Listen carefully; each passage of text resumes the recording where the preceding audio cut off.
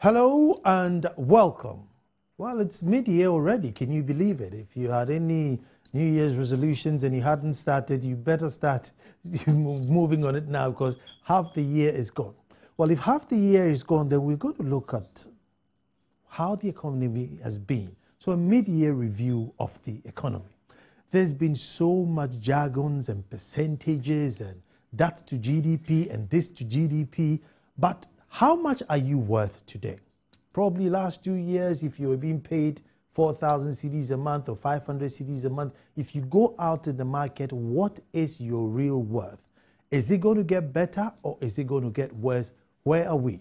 I have two financial gurus in the house today. We're going to take our time and talk about this issue. I pray and hope that the producers give us another maybe part 2 or 3 to this because we won't be able to exhaust this in an hour. And I'm sure by the time we get to the phones, you will have more to say. What's happening to the good old cedi? Now, 1 minute they put money in the system and then, oh, the cedis dropped by a few pennies. As soon as the money finishes, the cedis are going up. And it just becomes a cycle, almost predictable. When the quarter is up and the big giants are taking their profits away, cedi is in trouble. Come December, when we are importing things, cedi is in trouble. I mean, it's almost predictable. Is there going to be a time where you can sit down today and know that in 5 years' time, my cedi is going to be X amount to X amount? Will that ever happen? Can it happen? How are we going to achieve this? Now, with me to discuss this, I have Dr. Godfred Bokpin, who is the head of finance at the University of Ghana, Legon.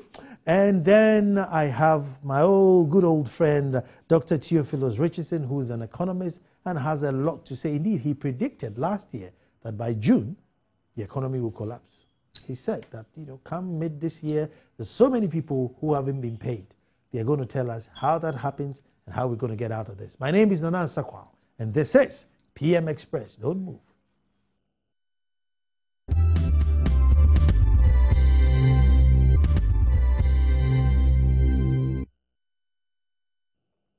Well, thank you very much for staying. And mid-year review of our dear country Ghana's economy.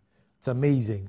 I'm going to be asking questions from the Edumasa economic perspective, which is basically, how much kinke do you get for your 1 cedi today? I mean, from that perspective, so that I will plead with my guests to speak English on our show. As you know, we like to speak English. No more, this technicality and that technicality.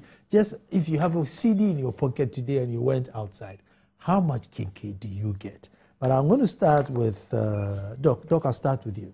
I know you wanted to make a quick comment on EC appointment, so I'll give you a brief comment and then we'll move. Yes. One of the catastrophic events which... Actually, no. Let me introduce that. I mean, that's Dr. Theophilus Richardson, an economist, and also my good new friend, Dr. Godfred Bokpin, who is head of finance, University of Ghana, Lagos. Doc, you're welcome. Thank you. Very good. Now, thanks for having me. Yeah, one of the catastrophic events which happened in the course of the first half of this year was the floods, that resulted in the death of about, estimated how many? 200, 300 people. And there's been a lot of discussion on this. But there's one point that I want to emphasize, that in spite of all the technical details that have come up, it is principally due to the fact that we are not enlightened, or in other words, we have not applied the use of science and technology to build our cities. And cities are specific ecological, economic, social, and political space. They represent a specific space for organizing politics, the economy, and the environment. And we haven't applied science. We haven't applied science. Okay, so let's move on. It has to do with the lack of enlightenment, and we haven't gotten modern elite to do things. Water bodies move or flow through their courses. And we do not need big drains to direct them. We need to develop their courses as have been done in Europe, Thames, Moscow, everywhere. The second point has to do with the appointment of the UC and High Court judges, Supreme Court judges. I think there are some suits pending in our courts about this. And that has also provoked a lot of debate and discussion. At the center of all this is one value and principle, which have not been emphasized. And that, for the case, in the case of the EC, that has to do with the preservation of the value, which is this, the independence and freedom of the EC. And the principle is that we should take the power and authority to appoint from the president. And that is why we have the same arrangement for the appointment of high court judges, that who has the power to hire has the power to fire. But that would undermine the freedom and independence of the judiciary. Okay. And these have not been emphasized. Finally, the introduction of TV licensing. I'll give you that at the end of the show. Let me go to Dr. Godfrey. Dr. Godfrey, I want to start with you. Just give me a preliminary comment on the media review. I mean, what do you see the economy so far? Just brief before we go into all the technicalities. Yes, I think that since 2011, the end of 2011, we've had some challenges, and we haven't quite come out of those challenges. So if we are looking at our performance today, this country is so polarized that if you say challenges, then you're MPP. If you say crisis, no, if you say challenges, you're NDC. And if you say crisis, you're MPP. I mean, that's just a joke. It's a joke. I'll let you continue. Yeah, there are inherent limitations and challenges that constrain economic growth. And we haven't gotten to the point where economic growth will benefit low and moderate income earners in this country. And if you look at the source of the growth, it is not coming from labor-intensive subsectors of the economy. Okay. So you may find that our GDP is growing, but really more money is rather in the pocket of few people. And because our economy is predominantly dominated by foreign players, you realize that growth is recorded here, but growth is not resident here. In other words, we are saying that, I mean, we pound enough food for others to go and eat. Wow. Okay, so that's what we are doing. That is why at certain times you realize that because multinationals are exiting their dividend, you see some level of depreciation, I mean, in the foreign exchange market. So we are still a long way to go, because we are also implementing a program supported by the IMF. It's actually Ghana government program, essentially. So it's not an imposition, essentially. So, and the requirement of that fiscal consolidation is such that in the short term, some hardships will be imposed on Ghanaians, because we want to be able to guarantee some macroeconomic stability, which we have been denied with. Even though that macroeconomic stability is not an end in itself, it's only a means to an end. So if we're able to guarantee ourselves that macroeconomic stability, then we can anchor our transformational agenda, because now we have macroeconomic stability. And that will be consistent with the running headline in the Ghana Shared Growth and Development Agenda 2, which starts from 2014 to 2017. But now we have huge budget deficits, which in itself reduced aggregate savings in the economy and its associated challenges. So really, there's a lot that ordinary Ghanaians have to give up today in pursuant of the fiscal consolidation. Okay, because we have to give up something today in order to have a better tomorrow. And unfortunately, that burden will not be shared equally. But if you also look at the program itself, there are the preservation of certain pro-poor programs or interventions. I do not think that is broad enough to capture the poor. But really, we are going through some challenges, even though at the macro level, because the focus is trying to balance the books, we are seeing some good signs there. But the good sign is not something that put food on your table today or tomorrow. These signs will take some time before it actually reflects in your pocket and maybe the food before you. Wow. Dr. Richardson, brief comment on the economy so far. Preliminary comments. So far, first and foremost, I want us to bear this in mind in the discussion of the economy. That the economy is not about stones and trees. The economy is about human beings. And therefore, what matters is that the individual, as a valued and cherished member of society, is able to at least access the basic needs of life: food, clothing, shelter, food, including water, the vital ingredient of life.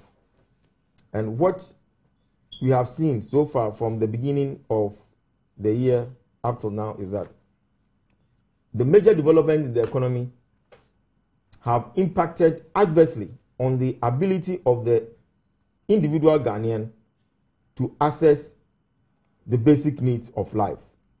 I mean, the size of Kenke has not shrunk. You know, the size has the size has not only shrunk, the prices have increased as well.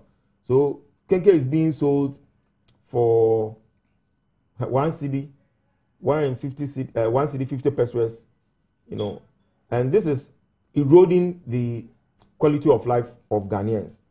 Within the last 6 months, what we have seen is a continuous depreciation of the currency. We've seen increases in petroleum prices. We've seen increases in the water tariff, electricity. Only last week, we had increases in the price of petrol, electricity, water, and insurance by about 300%. Okay? These have combined to affect or effect an increase in the in transport costs, and therefore fares paid by the ordinary Ghanaian. And given the fact that wages and salaries or the earnings of Ghanaians have not gone up by the same percentage or by the same margins, what the only conclusion we can reach is that there has been erosion in the purchasing power of the Ghanaian, and therefore his standard of living. I did predict that, as we indicated, that if trends continue, that is, the macroeconomic instability, you know, epitomized by the depreciation of the cedi, the bulging budget deficit, the soaring debt, including especially the external debt, if all of that continued, then by July this year, the economy may move from crisis into economic collapse, whereby the government will not be able to fulfill some of its basic functions, you know, in society. But with the bailout in place now, that's not going to happen, is it? What the bailout is basically about is that the IMF is bailing us out of defaulting on our debt. Okay? It means that we were facing a debt crisis. We were on the brink of failing to pay our, you know, repay our debt, including interest servicing. And all the IMF has done is that it has given us money to pay our creditors, you know, in order to give us some relief or respite. Ultimately, we will have to pay IMF back. So it's a short-term respite. No, what I'm saying that, so that would then stop the collapse from happening. Well, now, as we speak, I've learned that some public services have not received their end of June so that's not salaries. That is a challenge. Well, there is a problem. There's a difficulty. There's a fiscal problem. That is a problem. We must accept that. The challenge has to do with how to address that problem. So, I mean, this attempt to substitute, you know, problems, that word with challenge, to me is not acceptable. I find it difficult. Let me bring Dr. Bopin in here. Yes. Look, yes. You see, I was listening to you. We are pounding more fufu for other people to eat. Your growth is not sustained. It's not local because it's growth is from capital from outside, and therefore they will take their profit away. I mean, with my Dumansa economic background, I mean, is that not predictable? I mean, if you were an economic minister or finance minister, wouldn't you just know that, no, hold on, all my telcos will take their profit away, all my OMCs will take their profit away, all my mines will take their profit away, and therefore, sitting here, I have nothing. I mean, is it not predictable? Yeah, it's quite obvious if you are very much concerned. But I think some of these things just don't come all together the way we have seen them this way. But I think that because there are potential gains also from the foreign direct investment, because there's a technological spillover and all of that. But if we look at our economy, we could have leveraged on that to actually transform the private sector, okay, especially where our economy is predominantly SME based. But the problem is that because of lack of physical space let me call it fiscal space, that limits our ability to borrow, to reduce the huge infrastructure deficits. You see, the infrastructure deficit, both economic infrastructure and social infrastructure, is needed to connect people and firms to opportunities.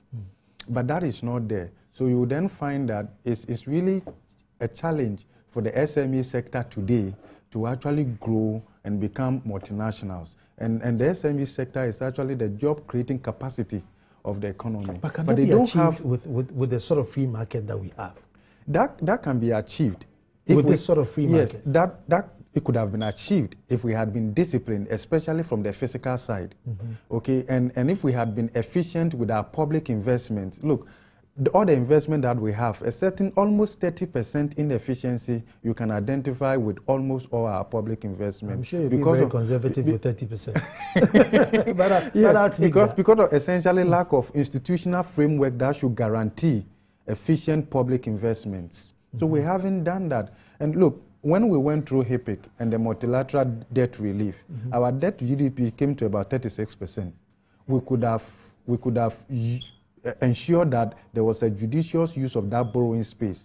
From 36% to almost 70% today, what did we use the money for? We could have used it to reduce the huge infrastructure deficit and ensure that firms will be able to access capital, labor, and all of that at a cheaper cost in the presence of globalization. Okay, so now we have a challenge. But if you also look at the program, okay, if you look at the IMF program, if we are able to endure, I will use the word endure because these are hard times for every Ghanaian, because the painful process of that we have to go through to be able to ensure macroeconomic stability, especially when it is front-loaded. It's front-loaded because we want to be able to realize the macroeconomic stability within a short period of time, rather than looking at it within the context of, let's say, a medium term or so. And the fiscal consolidation in itself, you are also looking at the pace, the composition, whether it's based on more of revenue enhancement measures. But we can't do much from that side. So we have to combine that with expenditure restraint, unfortunately. But you also need the government to spend, actually. Prioritized spending is important. But if you take a country like Ghana, where for every CD revenue that you generate, okay, almost 70% goes into just two line items, okay, debt servicing and wages. Then you are left with just 30% to do all that you have to do, even in the presence of huge infrastructure deficits. Okay, we are talking about private sector leadership, infrastructure investment, and then the needed productivity enhancing reform. It's practically impossible. See, so then, Dr. I was going to bring you in here, and his doctor has just said what I was going to ask you. That we've all heard that this economy is a gorgeous Bulgarian economy where we just dig up our resources, ship it up as quick as possible, and then go back there and get our oranges now in a box, bring it back and sell at double prices. It hasn't changed. So even if we are very strict and very good and apply IMF for the next 3 years, there are still no factories. We are still not adding anything unless there's something happening which we are not aware of. It means we'll come back to square one where maybe in the next 6 years, we need to go get the IMF back again. How do you get the cedi to stabilize for the economy to be good? Stabilizing the city. Then my colleague has said a lot of things. In fact, I'm confused as I sit here. And I think we need a proper understanding of certain things, certain terms. All right. The characterization of the economy as an IMF, as a Godsberg economy, has even generated some dispute. I mean, I disagree with that, and it's something that I want to find time and the space, and the forum to take it up. I think all they meant was that whatever economy that was set by the colonialists are still... That is a primary exporting country. Or, plus other things. So it's just a word. Economy. Yeah, no, it's just a word. The Godsberg economy could employ, was even better. Yes, it was better than this. The Godsberg economy, this economy is not the same as the Godsberg economy. It was a very vibrant economy. Under the Godsberg economy, we achieved structural transformation, all right, which is not happening now. Now, he talks about fiscal space and infrastructure deficit and fiscal consolidation in IMF. No, fiscal consolidation is basically austerity. All right, for Ghana, austerity has not worked. For all over the world, for both developed countries and developing countries, IMF policies have not developed any country. In fact, it has rather worsened the balance of payments problems of all countries which have engaged with IMF. We went to the IMF from 1983. And what happened? Well, if you look at what IMF policies are, we need a whole time to discuss IMF policies. But if we're talking about fiscal consolidation, it's basically a technical term for austerity. I'm developing an article on that. All right. So all this fiscal space, now at the time that you are facing crisis, you decide to cut government expenditure and increase taxes, right? What you're doing is that you are taking money out of the income stream. Aggregate demand will fall, and therefore growth will shrink. You shrink the economy. It is basic theory in economics supported by, substantial evidence. So the government has failed to do what will take us out of the crisis that they thought we were in 2008, 2009. Let me give you an example. In 2008, the government claimed that rate of inflation was 18%. Mm-hmm. GDP, debt GDP ratio or budget 8% deficit, or 18? 18% inflation. Now, what is the rate of inflation? Nearly 17%. Mm-hmm. Budget deficit GDP ratio was about 22 or 18, 22% or whatever. We settled on. I don't know what the figure is, but it's quite huge. All right. The kind of policies that they initiated or they undertook from 2008, we have discussed it time and again, to me were inappropriate to address the problems that they were faced with. Because we have tried those policies time and again and they have not worked. So this is not the time to indulge in jargon like fiscal consolidation and all those kind of fiscal space, infrastructure deficit and all that. What is happening to the economy is that it is being dominated by, I have said that time and again, mafia, a kind of oligarchs who comprising of a few families dominating the key sectors of the economy. Let's take oil, the boss and oil marketing companies. Well, but when you say families, I mean foreign families, local families, I mean, they just happen to be, big boys who've come in from abroad and invested. Not only You've that, given them the space to invest. I'm talking of mafia. If you study what has happened in this, economy from 1983, you realize that, we've got mafia, big people with the network of, patronage, and all kinds of clientelism. You think it's deliberate? Yeah. Sure, it's deliberate. Don't you think the space was there and they took advantage? No. Because they were in charge, because a group of people had monopolized the political space, and so they could also monopolize or control the economic space, and therefore wealth, which determines one access to political power. And that's been going on for a long time. All right. And if you have institutions like that, the economy cannot develop. Now, he made a very important point about who really produce the goods and services in the economy. And that is about foreign, what's that? Investors. Mm-hmm. No country has been developed by foreign investors. It's a fact. France was built by French people, Germany by Germans, all over Europe, Britain by Britons. And if we take even multinational foreign direct investment, let's ask ourselves, into what sectors have they moved or are they moving? Into the extractive industry. Do we need that? That is not the case everywhere. If we take SMEs, no country has developed on the back of SMEs. SMEs have grown up to support big firms. If we take the case of Korea and Taiwan, Taiwan developed on the back of SMEs. What is the viability of the Taiwanese economy compared with Korea, which developed the chaebols, the conglomerates, and therefore developed international brand names, Samsung, LG, Hyundai, and those kind of things. So these are very complex issues that we need to take our time to dissect and understand them properly. Ghana, as you said, graduate economy, primary producing, primary exporting, oil importing economy. We were faced with crisis in the 1970s. Then came 83 and we went to IMF. Since that time, what we have done is just implementing various types of IMF, World Bank supported programs. And the nature and trust of these policies is that they undermine the growth, of the real sector. Industry, for example, we privatize how many state-owned enterprises? We use the number of cars in Ghana. We all use ties. We had once Firestone tie industry. What is happening to it? It's collapsed. We have glass factory. It's collapsed. At least if some of the industries were not viable, we could have looked at some few ones, which could have served very key sectors of the economy. We didn't do that. So this is not the time to talk about all these things. To me, about the city. Well, let me take a break and I'll come back and do the CD, and then I'll also go back. I know Doctor was disagreeing with the fact that IMF is an austerity program. Fiscal consolidation. Yeah, no, I'll take a break, and then when I come back, I'll get Doc to react on it. So about the CD first. No, well, I'm coming back, so don't move. We're coming straight back.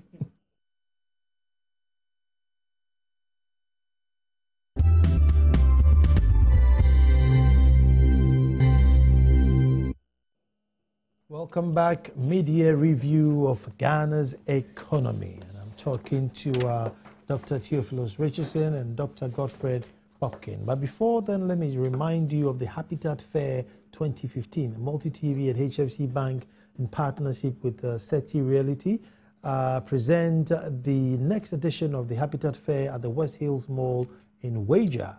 The time is between 8 a.m. and 8 p.m. daily on 24th and the 25th of July. They can meet over 40 exhibitors in the housing sector during the next mini fair to occur, and your dream home or your property. Now, make it a date, Friday 24th of July to Saturday 25th of July at the West Hill Mall, 8 a.m. to 8 p.m. daily. As a perfect place to find your perfect home. Individuals and corporate bodies are welcome to this house and fair. Remember, entry is free for all. I like free. I think it's my favorite word, free. Entry is free for all. And if you want to exhibit your products or your housing or anything to do with real estate, these are the numbers to call: 0541 06344. 054 0111 945, 0540 111 945, or 0242 737631. The sponsors are HFC Bank, Say Possible Together, Noble Realty, Own Your Own Property Today, and SETI Realty is saying fair and affordable housing is a basic right for all. Also, remember the Accra International Conference Center. That would be on the 7th and 9th of August between 8 a.m. and 5 p.m. daily. So you need to get on the property letter now. If you think it's expensive, wait till another 5 years. So get on it now, get on the fair, and get yourself on the property ladder. But before we went on the break, I wanted Doc to make a reaction on your assertion on what IMF is, that it's an austerity thing, wasn't it? I have not talked about CD. You asked me to talk about we'll come back CD. and you do CD. He does a reaction. Yeah, that's good. Yeah, I think that we are not in this situation essentially because of the IMF and the World Bank. I mean, there's a whole literature about how the IMF, people think that IMF and the World Bank or the Bretton Woods haven't been that helpful. But I think that in our context, we have fared better with their programs in the time past, even though they have come at a certain cost. And it's also about sustaining that. Okay, we have to sustain that to be able to ensure that at the end of the day, growth becomes all inclusive. So there's a lot that we have to do. And there is no doubt today that our future does not lie entirely in the hands of the IMF. They are not here to transform our economy. No. So we have to understand the context to the whole program, that there were certain things that we didn't have, and we needed them on board to be able to have that. Then, because even the program that we are talking about today is Ghana government's program. It's a program that we developed, okay, and submitted, and together an agreement has been reached. Even though we may differ in terms of the component or certain areas, but I think broadly we should be able to. Okay. Sorry to interrupt, but all over history, all countries that got into the IMF program and got out of it, it was the citizenry that got up. I mean, South Korea were literally ashamed that look at where we are now, we're being bailed out. They changed their lifestyle individually, said no more. Ireland took a pay cut and said, look, don't even pay us for X amount of time, use the money, get us out of this system. We as Ghanaians don't seem to understand. To us, it is the government sorting their problem and they should sort it out. So I go out there, I still buy my Armani suit. I go out there, I still buy my cornflakes, buy this, buy that, buy this. And in the meantime, I'm hoping the government will sort that out. So instead of saying that, no, I'm going to eat cocoa and eat cassava. And we need everybody on board. But you see, that's to say that, yes. And that's why I'm also saying that, you see, it is possible that if we are guaranteed macroeconomic stability, let's say under the program, we can build on that and say that never again. In other words, the things that we used to do, we don't have to do them anymore. We cannot run election the way we have been running election with all the expansionary fiscal policy accommodated by loose monetary policy and expect that the macro variables will remain the same. That is like asking fish to climb a tree. It's impossible. So we have to come to terms. Look, our election process is very expensive. It's highly monetized. You understand? And commercialized. It's a form of business for certain individuals who've got a purchasing power to finance it and buy their way through. We have to come to terms with the reality and have the common good in mind. I'm not too sure that is what guides our actions and inactions. So we have to blame ourselves rather than blaming the IMF. If we focus entirely on the IMF and the World Bank, then we are not prepared to solve our own problems, because the best helping hand today is at the end of our own arm. Stabilizing the city. Yes, but I mean, I don't think in my delivery, I attributed our present predicament to IMF policies. That's okay, but that's not what I said. Okay. I only explained what IMF policies are all about. Okay, and I emphasize the point that IMF policies have not transformed the economies of any country in the world. Okay, so let's do the city. Yeah, the result of experiences of Greece, being an eloquent one for us. But I agree with some of the points you made about elections, the expansionary fiscal policies accommodated by expansionary monetary policy. The government spent excess of 8.6 billion Ghana cedis in the before the 2012 elections.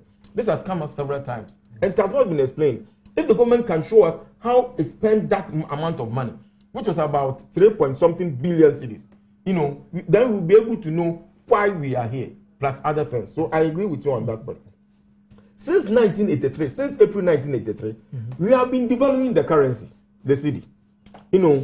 And despite the redenomination, that exercise which they call redenomination, embarked upon by Kufuor in 2007 or 2008? 2007. 2007. As part of it, the cedi was pegged to the dollar.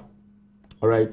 We have not seen any firm stability in the cedi.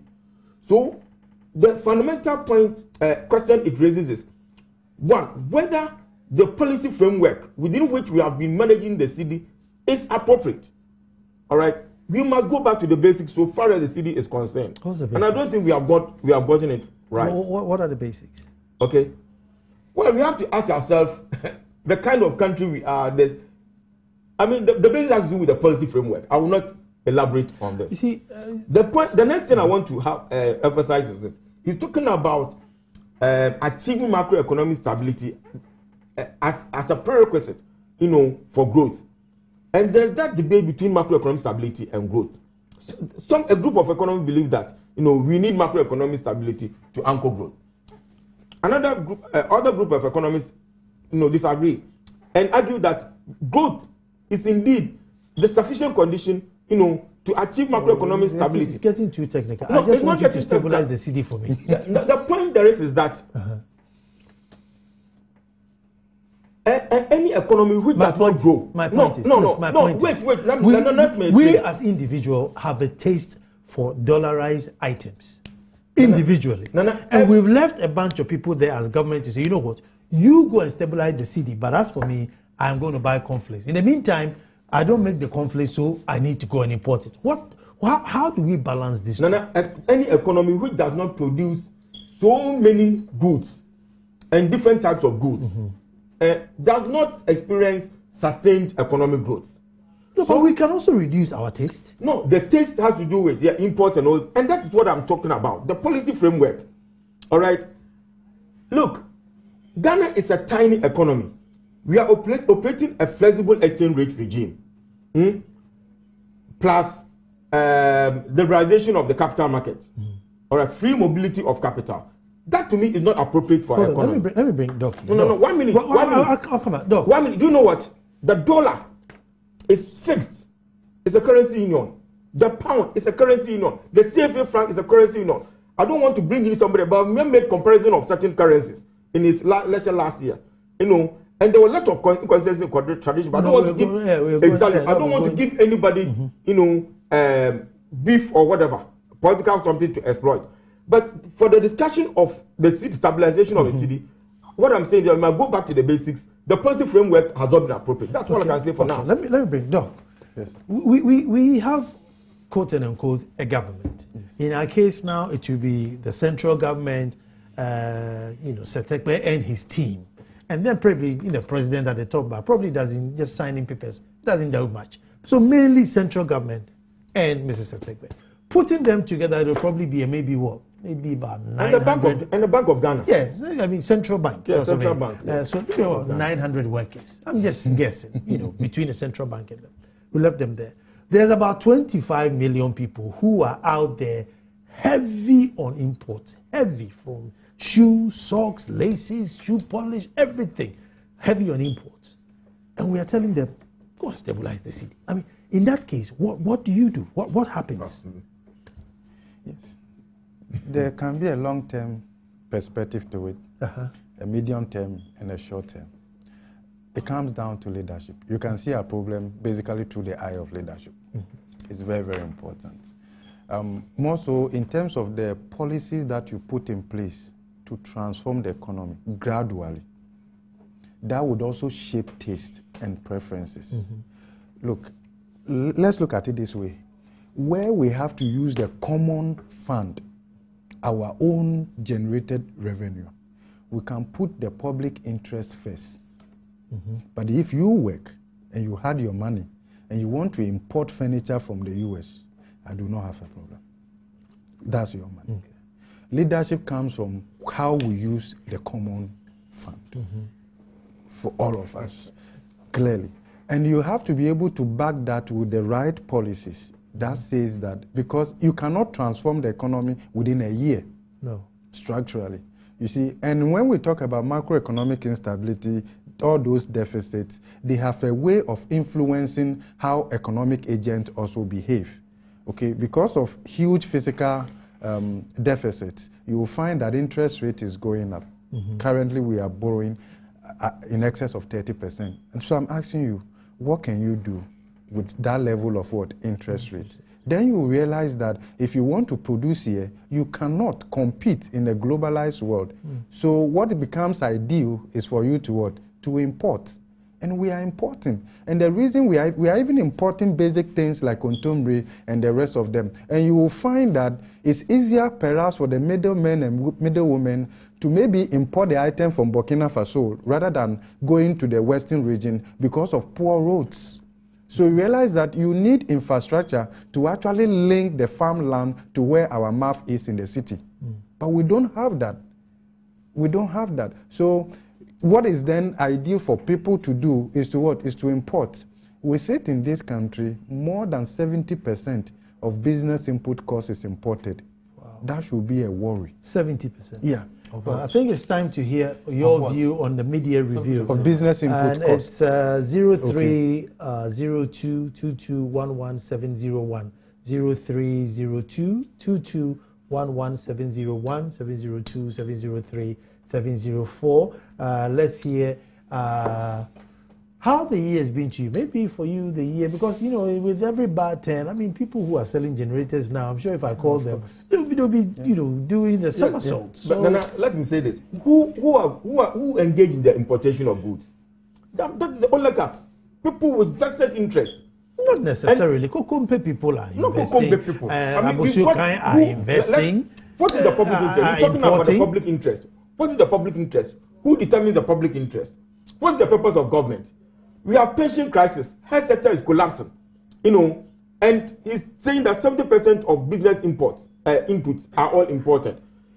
Economy is made up of investment. Let me speak to Jesse. Investment consists of machines and factories. What are you talking about? Hello, Jesse. Yeah, Nana, good evening. Good evening. How are you doing? Very well, Jesse. Thanks for calling. You know something? I think by the time we are done with the IMF program, there wouldn't be any company surviving. And Ghanaians would be so poor off. Why am I saying that? Look at America. Ghana is experiencing what we call stagflation. We are experiencing inflation and also recession. America, when they experienced recession, there was an attempt to grow the economy to survive completely and keep people in business and keep people in employment. There is a case that our government is trying to increase inflation, increase interest rates, and ask the doctor there, once interest rate is high, inflation is high, exchange rate will always go against us. In other words, our city will continue to depreciate in as much as we have high inflation and high interest rates. In my view, going to IMF, I heard the doctor using the word front-loaded means that there's been an expanded period. No, by front-load, it means that we have to buy the bullets before they give us the money. Aid. In other words, we have to reduce employment before, or we have to increase taxes, or we have to increase prices before they give us. So the front load they are using, that's what it means. It means that you pay for the price before the benefit comes. And in my view, it's about time the government injects and help growth to accommodate everybody in employment, survive businesses, than to be increasing taxes and prices and killing businesses. Jesse, thank you very much. Thank you very much for that call, Jesse. Let me go to Techima and I'll speak to Bright. Hello, Bright. Bright. Hello? Yes, Bright. Hello? Yes, Bright, you're here. Quick, let's hear your take. Yes, I think this is a very good discussion. And in fact, this should be ongoing all the time. We should have a rational reform about the way and the way manner we be importing things into the country.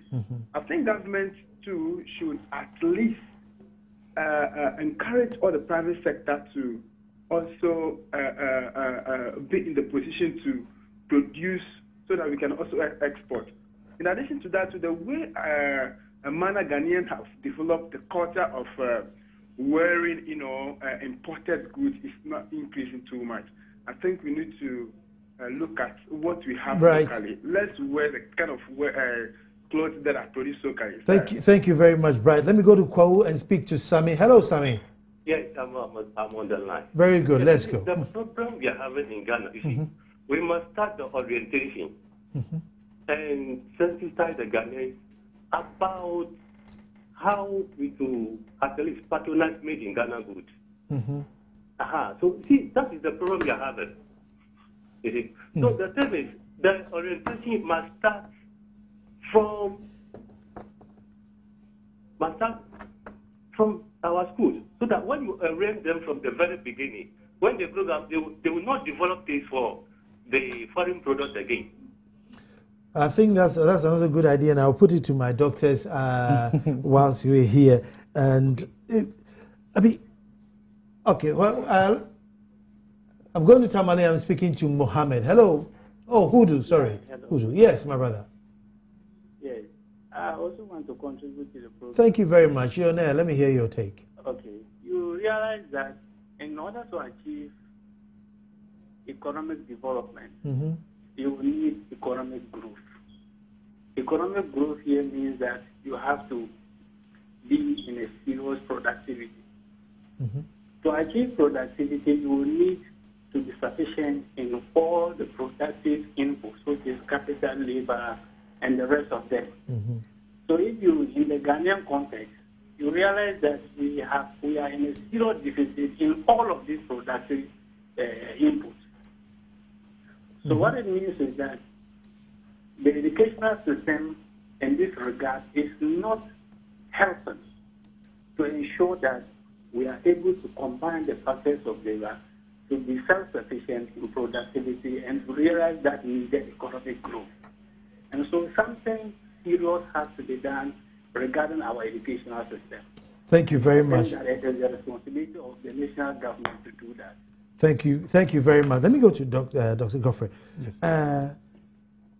Because we are not producing much, I mean, if we deliberately cut down our appetite of foreign staff. I mean, would it help or can it help? Because you hear from the callers, patronize Ghana goods, patronize Ghana goods. Realistically, can it help?